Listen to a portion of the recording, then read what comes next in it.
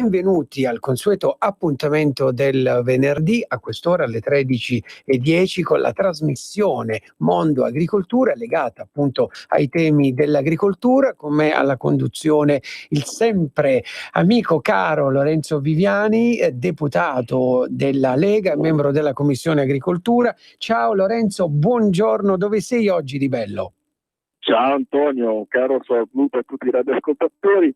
Oggi mi trovo ad Arquata, in Piemonte, mi trovo praticamente nel campo base dove sono appena uscito da un briefing sui lavori del Terzo Valico. Terzo Valico, nodo importante per lo smercio, insomma, delle merci verso il nord Europa, importantissimo per il porto di Genova, importantissimo per due regioni come la Liguria e il Piemonte, ma direi una opera infrastrutturale importante a livello nazionale. Sì. Qua con me ci sono il capogruppo Molinari, c'è uno delle pietre fondanti di Radio Padania, il presidente della Commissione Trasporti Alessandro Morelli. Ecco, benissimo, salutali. Compagnia. Assolutamente.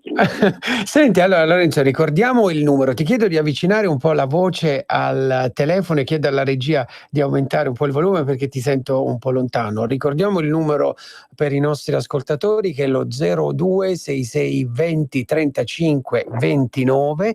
Invitiamo a chiamare i nostri ascoltatori perché adesso ti farò il solito quiz, no, dell'ortaggio del giorno, oppure vi ricordo anche il numero per mandarci un SMS che è il 346 64 277 56. Allora Lorenzo, secondo me conviene iniziare subito perché oggi avremo un ritmo molto veloce in quanto gli ospiti sono numerosi, perché l'ortaggio di cui adesso ti andrò a fare il quiz ha tante varietà ed è presente in tutta Italia, quindi voleremo da nord a sud parlando di questo ortaggio. Allora sei pronta a indovinare, no? Mi senti? Dimmi tutto. Ok, allora, ecco, benissimo. Allora, carissimo Lorenzo e carissimi nostri ascoltatori, ti dico subito che questo ortaggio, diamo del lei a questo ortaggio, era molto apprezzata ai tempi degli egizi.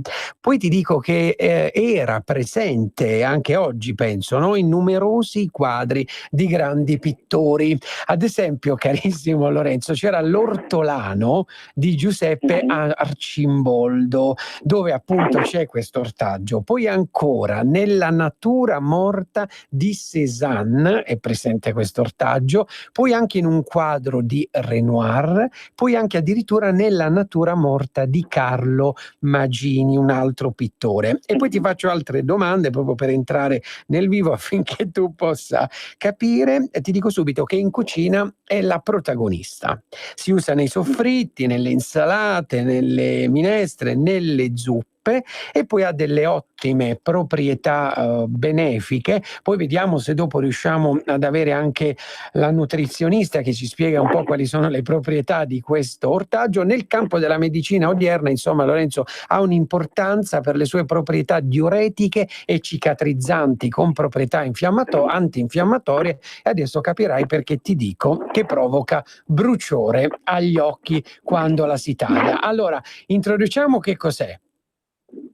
Ma guarda, solo per l'ultima cosa che mi hai detto, l'ultima caratteristica, naturalmente oggi parleremo della cipolla e mi fa piacere parlare della cipolla, un ortaggio che a ben conoscerlo, comunque quando si comincia a gustare e ad apprezzare, si vede proprio quante varietà ce ne sono nella nostra Italia, quante varietà importanti con caratteristiche diverse e con gusti diversi. Certo. Non è detto una caratteristica molto importante, quella che dopo averla mangiata l'amoroso non ti vuole più baciare. Allora, quindi a questo punto hai indovinato, Lorenzo, iniziamo subito a parlare di cipolla e lo facciamo innanzitutto partendo dalla regione Umbria, dove abbiamo la famosa cipolla di Cannara. Lo facciamo al telefono con il signor Carlo Sirci, che da ben 35 anni produce cipolle di Cannara con l'azienda agricola appunto del quale è titolare, coltiva ogni anno ben 4 ettari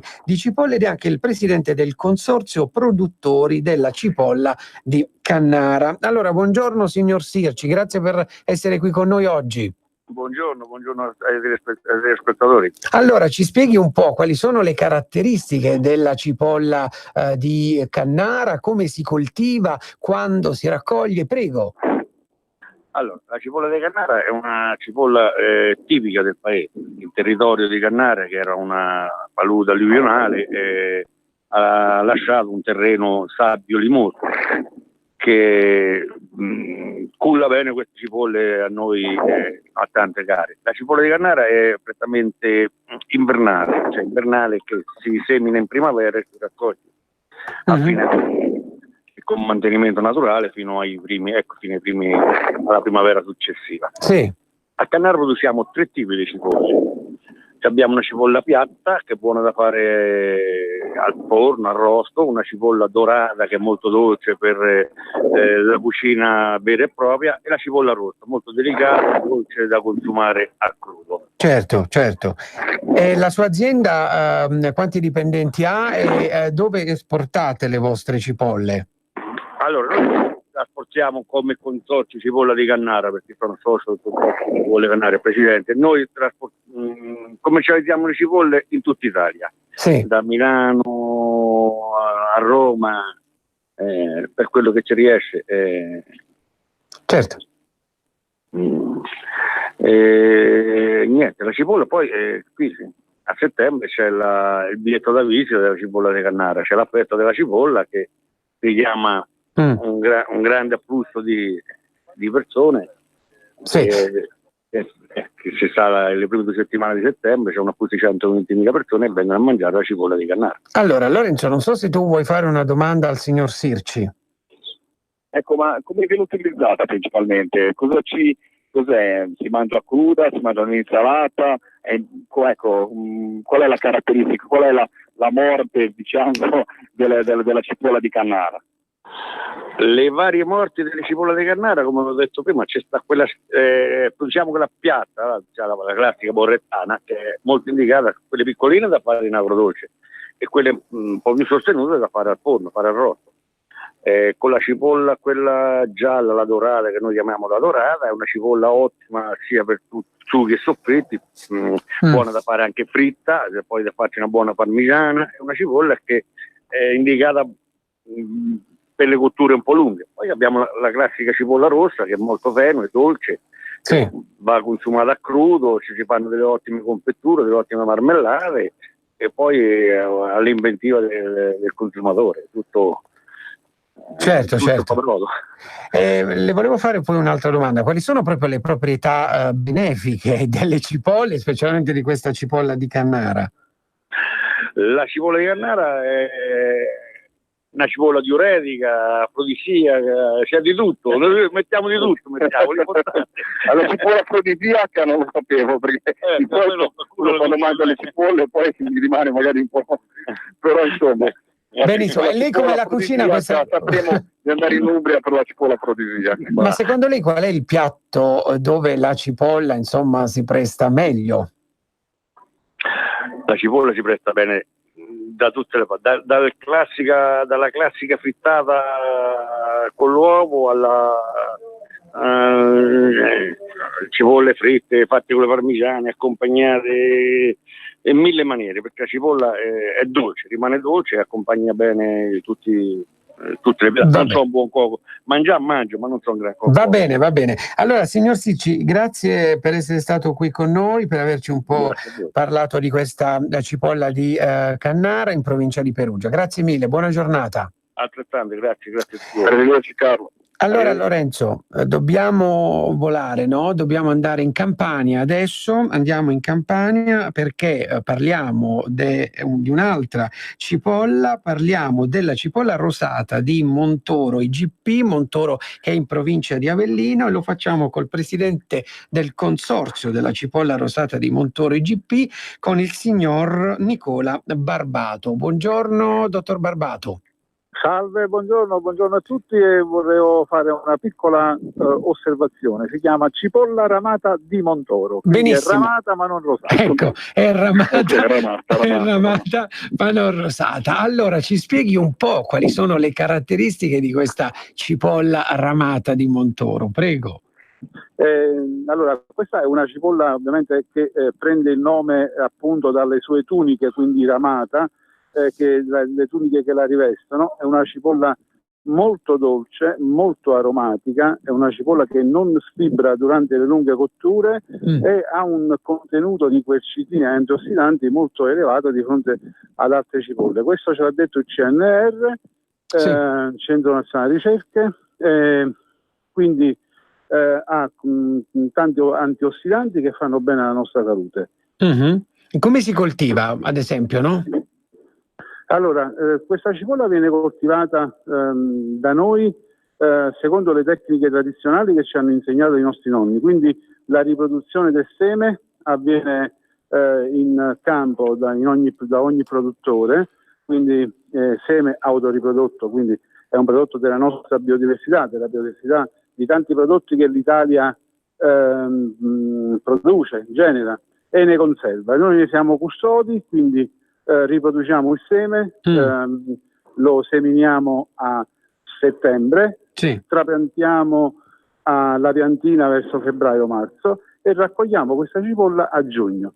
Un'altra delle particolarità di questa cipolla ha una lunga serbevolezza, quindi si conserva da raccolta a giugno fino ad aprile dell'anno successivo. Benissimo, ma ad esempio se noi compriamo questa cipolla, no, la mettiamo in frigo, che poi è sbagliatissimo, no? Affinché la cipolla eviti di germogliare, come si fa?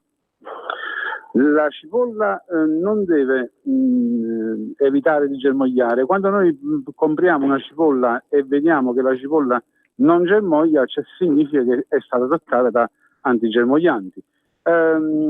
Ogni frutto, come ogni persona, ogni umano, si riproduce e ha i suoi tempi, come anche la cipolla. Quindi la cipolla, quando è arrivato il suo tempo, cerca di autoriprodursi, cioè quindi anche l'ortaggio capisce che prima di morire deve lasciare il seme per la successiva generazione. Quindi prima di morire, cioè il bulbo, quindi prima di finire, germoglia, ci dà questo fiore e che ovviamente ci dà il seme per le generazioni future delle cipolle. Benissimo, Lorenzo. Assolutamente, no. Intanto ringrazio l'ospite per la sua presenza, mi fa molto piacere, e abbiamo visto come le cipolle in Italia possiamo consumarle praticamente da nord a sud, e in vari periodi dell'anno abbiamo sempre insomma dei scaffali pieni di Made in Italy e di frutta e verdura che possiamo consumare tutto l'anno. E una domanda che ho fatto anche all'ascoltatore di prima: come ci consigli di consumare questa cipolla? Com'è il suo piatto, insomma, come viene consumata soprattutto in campagna, se viene consumata più fresca o magari all'interno di qualche piatto tipico, insomma, come ci consigli di consumarla? Beh, se devo consigliarvi di consumarla anche in campagna, cioè quando praticamente si è in campagna, si è al caldo e magari si vuole idratarsi con una bella insalata di cipolle, patate e sedano, magari aggiungendo anche qualche pomodoro, la assaggiamo fresca nella insalata, quindi è anche una cipolla che si presta bene in quanto dolce.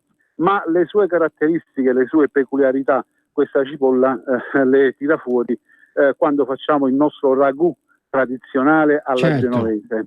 Sapete, anche se si chiama genovese, ma è un ragù tipico napoletano che anche ancora oggi è di solito fare a Napoli durante la domenica, perché questo ragù ha bisogno di una lunga cottura. Infatti si cuoce con cipolla, carota, sedano e carne, tutto insieme, e per 4-5 ore.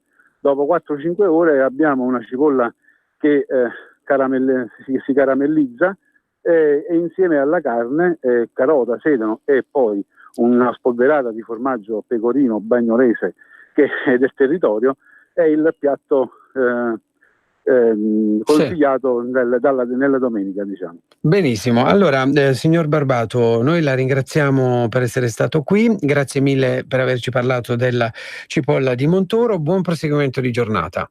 Grazie anche a voi tutti, buongiorno. Grazie mille. Saluto. Allora Lorenzo, in questo momento dove sei? Perché sento il vento.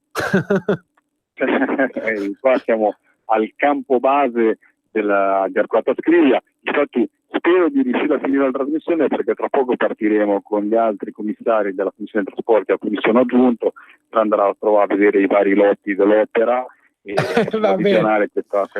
Va bene, allora quindi non perdiamo tempo e voliamo ancora parlando di cipolle in un'altra regione d'Italia, ma lo facciamo questa volta in Lombardia perché siamo a Breme. È un ritornare a casa, siamo a Breme, che è un comune italiano della provincia di Pavia. Con noi al telefono abbiamo il signor Marco Aceti, titolare dell'azienda agricola Aceti Marco, che produce cipolla rossa di Breme e produce anche confetture.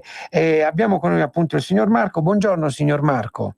Sì, buongiorno a tutti voi. Allora, ci racconti un po' della cipolla rossa di Breme, quali sono le sue caratteristiche e poi come si fa la marmellata e quali altri prodotti si possono fare con questa cipolla?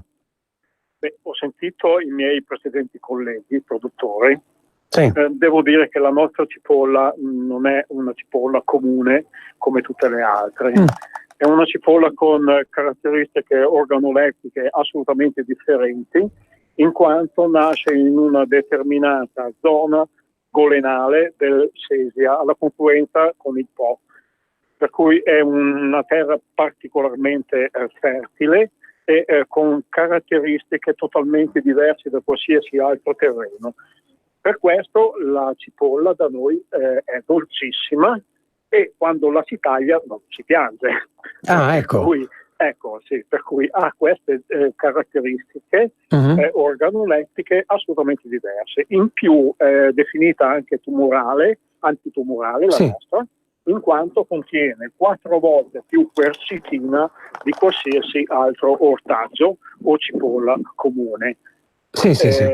Per cui le caratteristiche principali della nostra cipolla sono queste.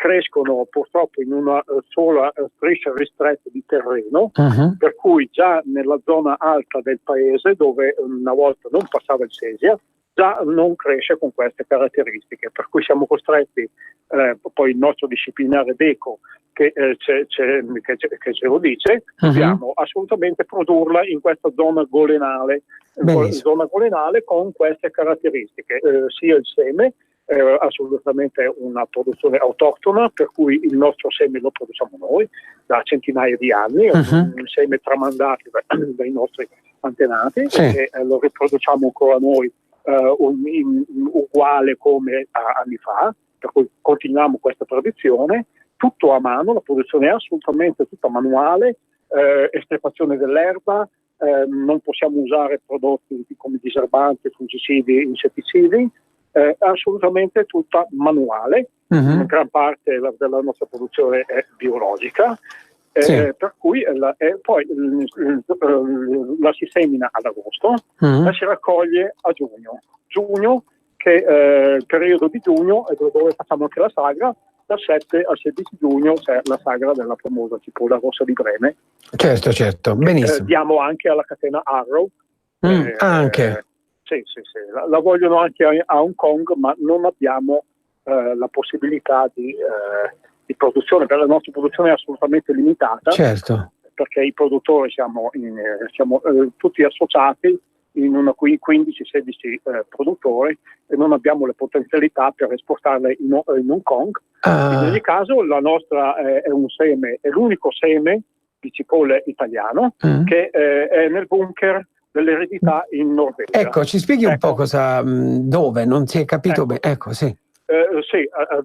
in Norvegia c'è un locale sotterraneo dove la temperatura è a meno 18 fissa tutto l'anno, dove vengono conservate tutti i semi eccellenti, tutti i semi che non vogliono che vadano persi. Per cui c'è adesso in Lombardia, che mi ricordo io, c'è il mais 8 file, per dire, mais 8 file e la nostra cipolla rossa. Sono due tipicità lombarde che sono dove il professor Rossi dell'Università di Pavia ce le ha portate in Norvegia e vengono conservate. Domani che venga che da noi viene perso il seme o per qualche disgrazia venga perso il seme, lo si recupera in Norvegia, dove ci sono tutte le eccellenze mondiali. La nostra è l'unica cipolla in Italia, abbiamo anche questa onorificenza da mantenere. Benissimo, interessantissimo. Non so, Lorenzo, se tu vuoi fare un'altra domanda a Marco. Un orgoglio, intanto saluto Marco, buongiorno. Sicuramente un orgoglio questa cipolla per la Lombardia, un orgoglio per l'Italia, essere anche all'interno di una sorta di enclave così ristretta e addirittura che deve essere patrimonio quindi della collettività dell'umanità. Ma no, quello che vi volevo chiedere era questo: quante aziende riescono a produrle, cioè se è una produzione che riesce, se riusciamo a trovarle noi sui mercati, anche sui mercati rionali a livello italiano. Faccio presente la mia Liguria, anche perché a sentire parlare Marco mi è venuta quasi la collina in bocca, e poi soprattutto con la domanda che mi hanno fatto gli altri ospiti: come va consumata principalmente, qual è il piatto tipico che si può fare o cui all'interno questa cipolla, o se va semplicemente consumata fresca. Allora io, signor Marco, la interrompo un attimo perché andiamo un attimo in pausa pubblicitaria, ci risentiamo tra pochissimo. Messaggio per tutti gli imprenditori, gli artigiani, i commercianti, i liberi professionisti. Hai un'attività? Dei prodotti da promuovere? Prova la pubblicità sulla nostra radio. Radio Padania ha preparato per te una grande promozione per aiutarti a sostenere la tua attività a tariffe davvero straordinarie. Informati, vedrai che si può fare. Mandaci una mail all'indirizzo spot@radiopadania.net. Con Radio Padania si può fare. Exclusive Dance Chart. Ciao belli, sono Max Martinelli. Con la DJ Isabi vi aspetto su RPL per farvi fare tanti saltelli con la Exclusive Dance Chart, la classifica dance nazionale. Dalle 23 il sabato, se avete voglia di dance, vi aspetto su RPL con la Exclusive Dance Chart. Tanti saltelli con la B e il Martinelli su RPL. Exclusive Dance Chart. Per la tua pubblicità su Radio Padania Libera, scrivi a spot@radiopadania.net. Stiamo per fare un viaggio in un mondo misterioso e pieno di insidie, un posto fantastico con UFO, strani incontri e storie di rapimenti alieni. Spazio pomeriggio con Davide Volpin tutte le domeniche su RPL dalle 16 alle 17, i dischi volanti e grande musica.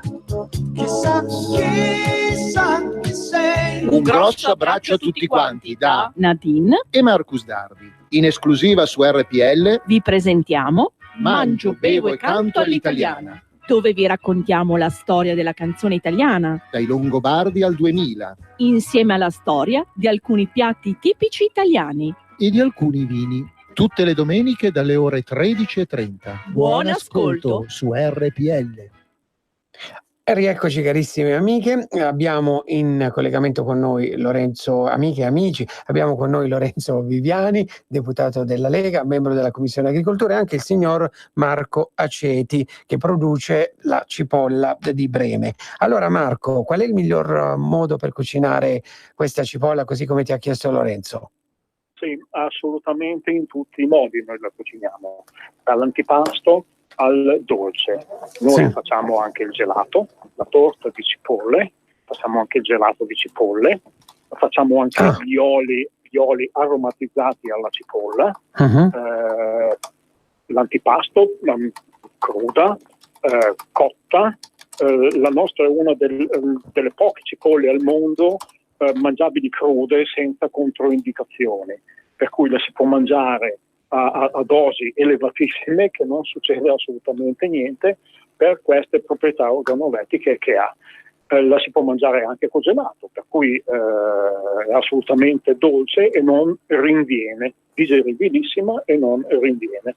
La marmellata la facciamo semplicemente con cipolle, zucchero e limone, la facciamo in agrodolce solo con aceto, ed è dolcissima, caramellate, la si mangia veramente in tutti i modi. Oggi a mezzogiorno, per dire, ho pranzato con le cipolle bollite, semplicemente bollite in acqua e aceto, e mangiate così in insalata, ma ne ho mangiate 3 intere, per cui pensi che le nostre vengono anche 2 kg, il record nostro è di 2,7 kg. Mamma mia. Una cipolla. Adesso io ne ho mangiate 3 piccoline, ok? Perché adesso sono ancora piccoline. Però le nostre cipolle vengono mediamente intorno ai 7-8 etti, per cui sono cipolle giganti. Benissimo. Per cui siamo 16 produttori associati. Non la troverete nei supermercati perché è una produzione assolutamente limitata, per cui noi alla Sagra praticamente qui c'è l'invasione di gente, perché vengono circa 15.000 avventori, per cui al termine della Puoi Sagra, ricordare quando è la Sagra, Marco? Dal 7 al 16 di giugno. Per cui al termine della Sagra praticamente noi abbiamo finito la vendita delle nostre cipolle. Poi pensiamo un po' ai nostri clienti, perché a Genova ho tantissimi clienti che vengono appositamente da Genova, ma vengono anche da Roma a prendere la nostra cipolla, e per cui è vi aspetto da benissimo. Allora, grazie mille al signor Marco Aceti per questo racconto della cipolla di Breme. Buona giornata e buon lavoro. Grazie. Ciao Marco. Grazie mille. Allora Lorenzo, adesso sai dove andiamo?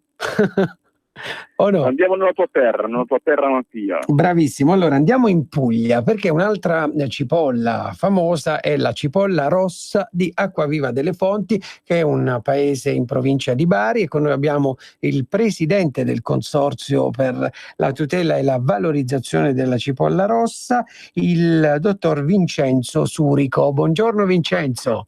Buongiorno. Grazie mille per aver accettato il nostro invito. Allora Vincenzo, parlaci un po' di questo consorzio, quando nasce, quali sono le regole, e poi un po' ci parli della cipolla, no? Questa cipolla come si coltiva lì ad Acquaviva, quali sono le proprietà e dove la esportate?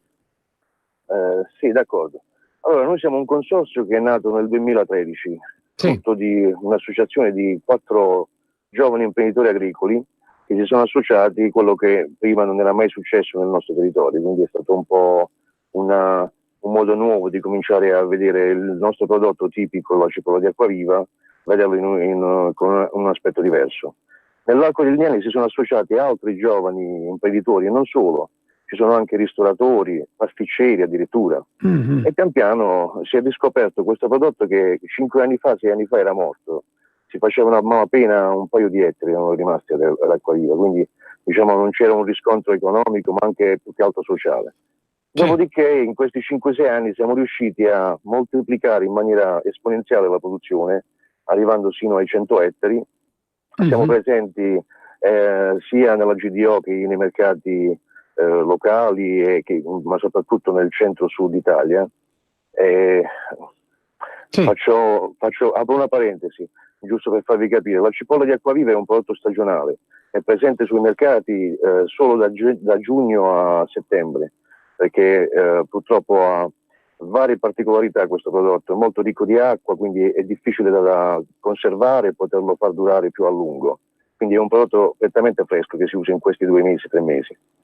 Ci siamo impegnati comunque a cercare di valorizzare e essere presenti sui mercati anche nei mesi successivi il fresco, cercando di fare dei trasformati, e abbiamo fatto marmellate, sottoli, sottaceti, e addirittura siamo riusciti a fare proprio quest'anno una novità, una grappa e un rosolio la cipolla. Buonissimo. Questo ci ha permesso di toccare altri tipi di canali al di fuori del nazionale e siamo riusciti ad arrivare sia con il fresco che con il trasformato in Francia e in Germania, perché ci sono molti ristoratori che la richiedono, perché è un particolare questo prodotto. E siamo riusciti anche ad avere dei contatti con alcuni buyer americani per la commercializzazione di questi prodotti trasformati. Ecco, e come deve essere il terreno proprio per la coltivazione di questa cipolla? E la particolarità di questo prodotto è proprio il terreno. Non a caso il nostro paese si chiama Acquaviva delle Fonti, perché sorge su un terreno sciolto e praticamente ci sono delle falde acquifere superficiali a pochi metri di profondità che danno questa caratteristica tipica al terreno e di conseguenza questo prodotto assume con la forma e con la dimensione, ci sono pezzature che arrivano anche ai 3 kg, 3 kg e mezzo. Ci sono delle manifestazioni che facciamo per vedere ogni anno qual è il prodotto più grande. Ah, ecco, certo, sagre insomma. Sì, sagre, vari avvenimenti, varie fiere che poi nel periodo estivo, soprattutto qui al sud, sono parecchie e molto rinomate. Benissimo. Allora Lorenzo, prego. Ma sì, ma guarda, è bello sentire ogni produttore che naturalmente decanta il suo prodotto e devo dire la verità, viene voglia di sentire ormai queste trasmissioni che riusciamo a fare io e te, Antonio, e di girarci in Italia, andare a visitare i posti, perché poi insieme al prodotto si veicola il territorio. Mi fa molto piacere quello che ha detto il nostro ospite quanto riguarda ad esempio la particolarità del terreno, ma soprattutto il fatto che riguarda le varie collegamenti con gli altri settori che non sono agricoli, quindi tutte le varie trasformazioni. Ecco, domanda che ho fatto, ormai sono ripetitivo a tutti i nostri ospiti di oggi che hanno parlato di cipolla e della cipolla che arriva dai loro territori, abbiamo parlato proprio con i produttori oggi. Ecco, come si consuma principalmente? Fresca? Come la consumiamo? C'è un piatto pugliese che richiede proprio l'utilizzo ad esempio di questa cipolla in particolare? Allora praticamente la cipolla si può cucinare in qualsiasi modo, però 2 sono i piatti fondamentali per noi. Sì. Uno è cruda, fatta proprio insalata, è molto dolce, ha questa particolarità di essere molto dolce, quindi piacevole. Rossa e dolce. Rossa e dolce. E addirittura io quella che preferisco in assoluto, però è il mio parere personale, è una cultura che ho avuto grazie ai miei nonni e ai miei genitori, è al forno, fatta al forno, gratinata, con un po' di pangrattato, diventa proprio qualcosa di spettacolare, diventa proprio dolcissima. E poi anche, Vincenzo, scusami, no, perché venendo anch'io dalla Puglia, no, la cipolla rossa è anche buona con le cicorie e le fave, giusto? Perfetto, sì. Ecco, cioè si mette cruda con l'olio in questo piatto. Sì. Ecco, anche così. Capito, Lorenzo? Assolutamente. Adesso arricchiremo la nostra trasmissione e tu potresti fare lo chef della trasmissione. Io ringrazio il nostro ospite, grazie di averci portato tutte queste informazioni. Insomma, come ho detto, impariamo a conoscere la nostra agricoltura, impariamo a conoscerla perché è una promozione naturale dei nostri territori. Grazie mille. Grazie a voi, buon proseguimento. Allora, grazie mille a Vincenzo Surico, che è il presidente del Consorzio Cipolla Rossa di Acquaviva.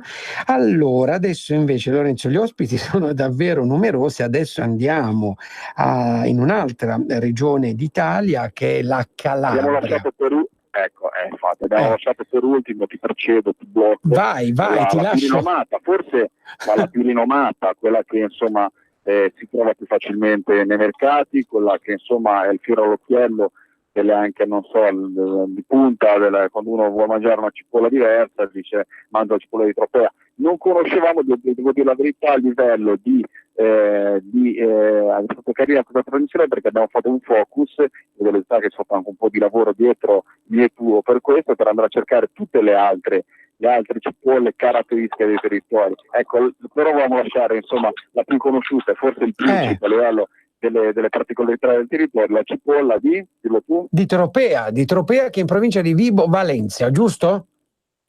Lorenzo, sì. Sì, ecco. Pensavo lo dicessi perché sono proprio. Ecco, noi abbiamo con noi in questo momento il signor Giovanni Schiariti, produttore storico di cipolle rosse di Tropea, Calabria, IGP, giusto? Buongiorno signor Giovanni. Buongiorno a voi. Allora, la cipolla di Tropea è rinomatissima. Ci spieghi un po' cosa differenzia questa cipolla da tutte le altre varietà di cipolle che abbiamo sentito oggi? Ma io dico sicuramente la dolcezza per quanto riguarda il microclima e il territorio anche. Il terreno che è abbastanza zuccherino, diciamo. Sì, quali sono le caratteristiche di questa cipolla? È dolce e si mangia cruda. È buonissima cruda. Ah, ecco, si mangia, ecco, non c'è un piatto calabrese che vede la cipolla di Tropea. La cipolla di Tropea si mangia essenzialmente nell'insalata? Sì, nell'insalata, così in generale. sì, cruda, principalmente nell'insalata, con dei fagioli fatti a scarpetta, tipo cucchiaio, ecco. E poi anche si presta molto bene. Raccontaci, mi avevi accennato, ci eravamo sentiti ieri, mi avevi accennato, quello che ci interessava anche sapere è la produzione, la tua produzione, chi siete, come insomma come struttura, ma soprattutto le difficoltà che avete. Mi hai accennato le difficoltà, insomma, sono quelle cose che in tutte queste note positive che abbiamo sentito oggi, ecco, quando c'è la difficoltà in agricoltura e la paura di perdere anche dei produttori di eccellenza come la vostra, insomma, sono quelle cose che insomma bisogna sentire e cercare di portare a casa come risultato. E niente, noi siamo una realtà storica poi a livello familiare, come produttore di cipolle di Tropea, siamo stati quasi i primi, diciamo. Era mio nonno, poi mio padre, poi adesso io e in futuro mio figlio, quindi siamo in quarta generazione. E diciamo che purtroppo questa cipolla che si fa tutto a mano, diciamo che è una cosa che dal trapianto alla semina, alla raccolta, all'intrecciamento, alla sgambatura, tutto a mano con gli operai, diciamo. Sì, sì. E quindi abbiamo dei costi elevati e non riusciamo a rimanere sui mercati internazionali, tra l'altro. Ecco, ma ad esempio il vostro lavoro a che ora inizia la mattina? Vabbè, noi siamo, diciamo, imprenditori agricoli, quindi alle 5:30 già c'è la sveglia. Usciamo, prepariamo, o in magazzino o in campagna, perché gli operai poi arrivano alle 7. Ecco, certo. Lei è un ottimo cuoco? La verità no. quindi sono un ottimo produttore. È un ottimo produttore. Quindi è una risposta più azzeccata che ti poteva dare, Antonio. Quindi l'ottimo cuoco è sua moglie con le vostre cipolle, no? Esatto, sì, bravo. Benissimo. Niente, le volevo poi chiedere, ci sono delle sagre, delle gare, no, per quanto riguarda la cipolla di Tropea? Sì, diciamo che annualmente fa una sagra, si fa sia a Tropea, un anno a Tropea, un anno a Campo San Giovanni, altra zona votata a cipolla di Tropea, sulla zona di Cosenza in pratica, perché l'IGP della cipolla di Tropea comprende da Nicotera fino ad Amantea, Fiume Freddo Amantea, diciamo Cosenza. Attraverso 3 province, Vibo Valentia, Catanzaro e Cosenza, ed è tutta sul terreno, diciamo, a mare. E per quanto riguarda le sagre c'è questa, diciamo, inizia agosto, Ferragosto, molto bella, molto partecipata, e ora è iniziata una adesso, proprio la settimana scorsa è finita, un Tropea Party l'hanno chiamata. Come? Tropea Party.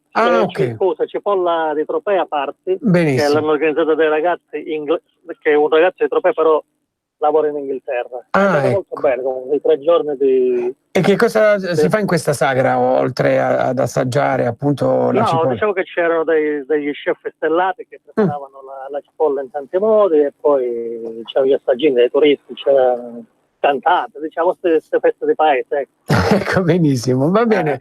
Allora, signor Giovanni, la salutiamo. Io ti saluto anch'io. Io personalmente sarò in Calabria sempre per quanto riguarda le problematiche della pesca, per incontrare le marinerie, ma mi farebbe molto piacere poi, dato comunque ci hai detto di questi problemi, fare un passo anche a trovarvi e vedere la vostra realtà. Grazie per essere stato con noi in radio. Sarò molto lieto di ospitarla, grazie a voi. Grazie mille al signor Giovanni giornata. Schiariti, produttore di cipolla di Tropea. Allora Lorenzo, a proposito di mare, hai sentito l'ultimo, no? In Liguria, la Liguria è in testa con 3 new entry di bandiere blu. Hai saputo? Sì, è quello che ci caratterizza tutti gli anni, questa insomma, questa peculiarità di avere le bandiere blu. C'è tanto da lavorare. c'è tanto da lavorare, perché te lo dice un biologo, e quando mi dici queste cose della maniera dupla mi stimoli anche un po' tutto il discorso che c'è. Insomma, bisogna lavorare molto sulla depurazione, bisogna lavorare molto soprattutto nelle località turistiche interessate da un grosso. Noi abbiamo ad esempio degli hotspot che sono dei punti caldi dove il turismo diventa esponenziale in certi periodi dell'anno. Faccio l'esempio delle mie Cinque Terre, ma altri ponti anche della Riviera. Ecco, bisogna molto lavorare per mantenere questo primato, bisogna mantenere e fare gli impianti di depurazione che funzionino correttamente, perché abbiamo degli sbalzi. Pensa che ci sono dei paesi in cui la popolazione invernale è minima e quindi si ritrovano con migliaia e migliaia di persone, come c'è stato gli altri giorni. Sono stati anche l'intervento dei media sulle Cinque Terre, ad esempio, dove c'è stata questa invasione di massa dovuta al turismo prettamente anglosassone. Ecco, bisogna sicuramente lavorare per la depurazione delle acque, è importantissimo. Ecco, senti Lorenzo, quindi tu oggi hai detto che sei ad Arquata, poi i tuoi prossimi appuntamenti nei tuoi weekend? Domani perché così rimaniamo sul tema agricolo, a parte l'agenda come ti dico sempre, di tutti i parlamentari della Lega, che è fittissima, soprattutto in questo periodo elettorale, sia per le amministrative dei nostri comuni che vanno a rinnovo delle amministrazioni, sia per le prossime europee. Però domani per chi è nella zona ligure o piemontese, comunque del ponente ligure, ad Albenga facciamo un bel convegno con il nostro candidato sindaco Girolamo Carleri, che è stato anche ospite di Radio Padania, e con i candidati europei, nonché l'assessore regionale Stefano Mai, che anche lui è stato ospite con noi su Radio Padania. In questa trasmissione faremo un convegno sull'agricoltura in compagnia, perché si fa i miei tutti i nomi, anche del nostro, devo dire la verità, grande Filippo Poppi, che sono una di quelle persone che non vengono mai citate dal punto di vista politico, non vanno alla ribalta mediatica, ma sono i nostri funzionari, e questo ci tengo a dirlo, che sono dietro ai nostri parlamentari, in questo caso in Europa, ma ce ne abbiamo tanti validi anche a Roma, e che sono quelli che studiano i documenti, preparano i nostri parlamentari molte volte nelle tematiche tecniche che non conoscono, e quindi sono i nostri jolly. Ecco, loro ci facilitano tantissimo la nostra attività, e molte volte il merito non gli viene dato. Devo dire la verità, ogni tanto dovremmo ricordarci anche noi da parlamentari di queste persone, che sono quelle che ci danno lo spunto e ci permettono tante volte di evitare delle brutte figure. Sì, senti, per quanto riguarda invece la tua commissione agricoltura, i prossimi programmi di questa commissione?